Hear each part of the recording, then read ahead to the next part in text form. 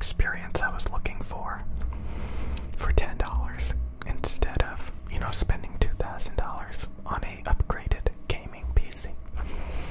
So I was able to demo playing some of the more high-end flagship popular games out there to make YouTube videos. And I determined that those videos don't get as many views. And actually, slow down my channel and waste my time when I could find something that performs a little bit better for my channel anyway. So that's called a dry run. You do something to see how it works without fully investing in it. And yeah, you can also, like, for example, audio equipment. I've pretty much owned every microphone sub $1,000 just about. And I finally learned how to critically think and make more confident decisions when it comes to buying audio equipment. So I developed a lot of tools on, like, my preferences, like learning from, poor purchasing decisions. So I learned how to listen to sound demos to determine if the audio equipment has audible tonality problems that will get annoying and fatiguing over time, sound unnatural and bad. I learned how to read measurements and how to tune audio equipment so that I know how things are supposed to be to get the optimum performance. These are things that most people in the audio world can't even fathom, can't even, like, comprehend. A lot of people don't even believe it. They think, measurements and performance data is like astrology. Like, they can't even read it. They can't even comprehend it. Most people are tone deaf and they don't even know quality sound when they hear it.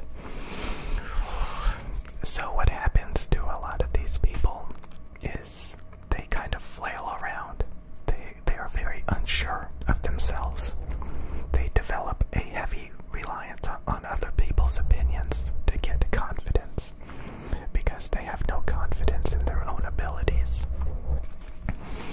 So, like, they'll argue by saying, so-and-so said this, so-and-so likes this, look at this, this proves my point. It would be like ordering a pizza, buying a pizza, or some of your favorite food and being like, Oprah Winfrey thinks pepperoni pizza is the best. So obviously pepperoni pizza is the best. Most people prefer to eat pepperoni pizza. It's like the standard pepperoni pizza. Most people will eat pepperoni pizza. But if you buy a supreme pizza, somebody's gonna complain. Somebody doesn't like mushrooms. Somebody doesn't like olives. Somebody can't stand green peppers or sausage. They can't stand it. Some of them are vegetarians, so they just want a cheese pizza. Some of them are vegans, so they can't even have that. So you have to, like, come to your own conclusions, your own preferences, have your own confidence. You can be open-minded. If somebody tells you to try anchovies and pineapple on your pizza, you can be like, well, maybe I'll try that one day. But typically, most people, given enough time and study and focus, can come to their own preferences and stuff like that. They can come to their own conclusions. They don't need to know what other people think. It is so weird. Like, when I got into microphones, people in the microphone world, like, sure, some people idolize people like, oh, Michael Jackson used the Shure SM7B, so that's like the microphone I want to use. Or, my favorite rapper uses blah blah blah. So that's the microphone I'm gonna use, you know? So there's definitely some of that idealization, glamorization, romanticizing of audio equipment, and people end up wanting to use it because of that. Or, you know, popularity. You know, tons of people just buy a Blue Yeti and a Shure SM7B because they're so popular. Yeah, it's very rare that the average person is going to sit down and listen to a microphone and be like, yeah, that's the sound I like, with 100% confidence. Someone can just waddle on in and say, your microphone is too sibilant, your microphone is too bright, your microphone is too dark, your microphone is, you know, blah blah blah.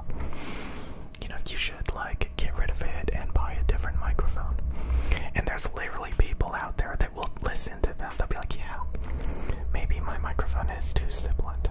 I should get rid of it and buy a completely different microphone because this random person made me question my purchasing decisions.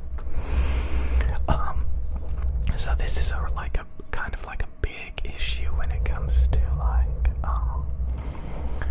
the whole point of this video is like a minute ago I was listening to audio equipment, you know, considering buying various audio equipment, and you know, looking at measurements and performance data and listening to audio samples, and I determined a lot of the equipment I was looking at was not to my satisfaction. The measurements were not tuned the way that I like. They didn't sound the way that I like, and I knew if I bought them, I would instantly want to get rid of them, you know? So I learned to be able to make these decisions a lot of times without even having to buy or demo the equipment.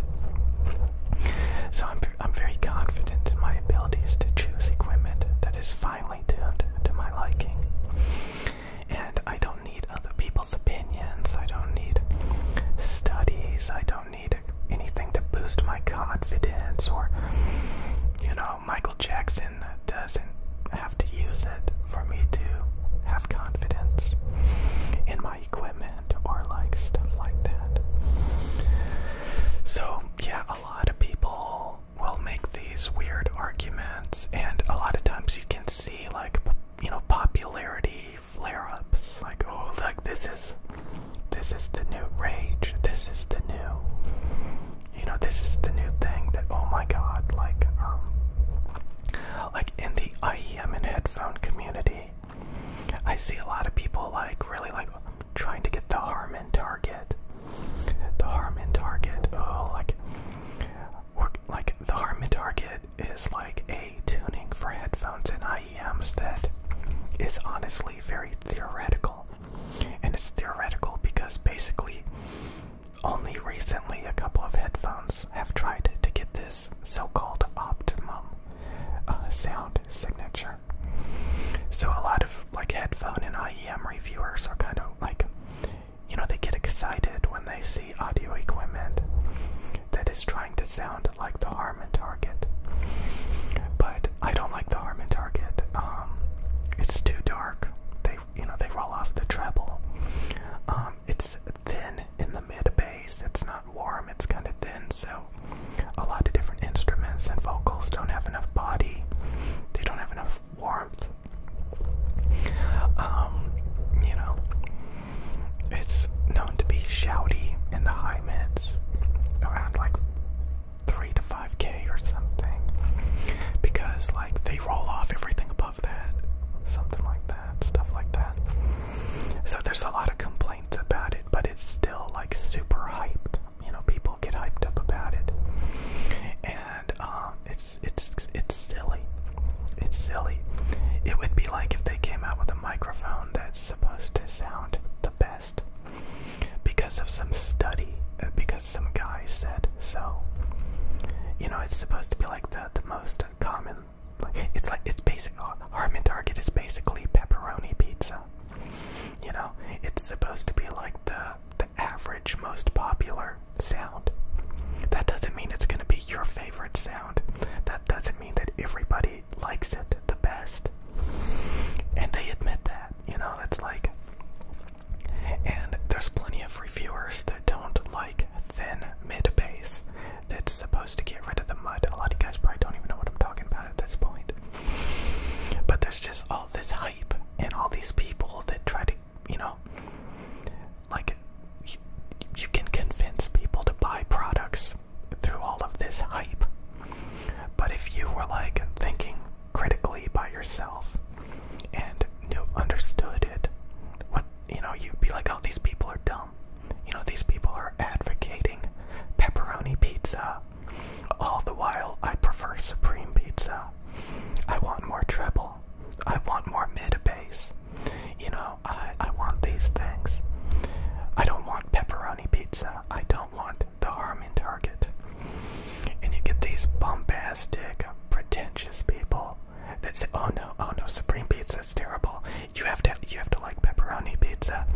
It's scientifically, objectively the best. Like, it's literally that stupid. And you realize that, you know, it's kind of like that. Are they really this stupid? Yes, they are. Just imagine people getting hyped up around like a pepperoni pizza. Like, this is like objectively the most accepted pizza of, you know, toppings. Okay. Too bad I've already done my own research and highly prefer supreme pizza over pepperoni pizza. So I don't care about your pepperoni pizza endorsement. I don't care. This is kind of a weird video, but like, if you learn a lot of this stuff, like, and it can be anything. It doesn't have to be audio equipment. Like, again, they recently came out with the Samsung Galaxy Buds 2 Pros, which honestly, they sound almost identical to these, except they're thinner, they're less warm, and the treble is scooped out. And like, so they're darker, which is something I don't like. They're thinner, which honestly I don't really care that much. I care more about the high mids and treble relationship more than the bass. You know, like thin bass, I think is still natural. Thin bass is like if you get farther away from the sound source. So things just don't have enough body or impact. It's kind of like if you go to a concert and you get like a front row seat. You get a lot of proximity, you get a lot of clarity, you get a very V-shaped sound. And then when you get farther away from the band, the bass doesn't have as much proximity to it. It's not as impactful. It starts to sound thinner, more tinny, you know, the farther back you get. Stuff like that. It's, I don't know, I'm just rambling. So, the main thing is, I think in the audio world, this is probably the biggest problem, is people can't read measurements. People don't believe in measurements. People don't have enough experience to develop preferences and understandings of what their favorite equipment is. And they typically jump on, like, hype trains. Like, there's a lot of people that say, like, the Sennheiser HD600s are like the flattest, most neutral headphones in the world. Even though, in my opinion, they don't have any bass. They roll off the bass. They're just very warm. They're very shouty in the high mids. The treble is pulled out. It's very veiled and grainy because of these treble spikes that sound very gritty. So it's very shouty, warm, lacks deep bass, lacks dynamics, lacks bass and treble, lacks sound stage. Everything sounds like intimate, which is not good. So it's you know, it's really, and then people say that's flat, even though it sounds like you're listening to like a speaker with a pillow over it, because the highs are scooped out and, you know, they don't have any dynamics. So music is not exciting. They don't have good bass and treble extent. Okay, I'm just rambling about audio, but it's really annoying. It's really annoying because a lot of people just sit around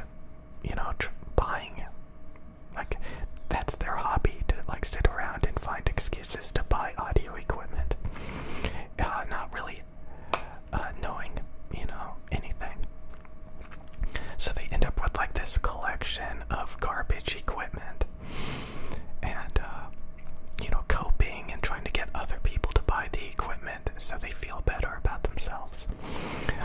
Luckily, the equipment I use is very popular, very mainstream, and highly respected and renowned.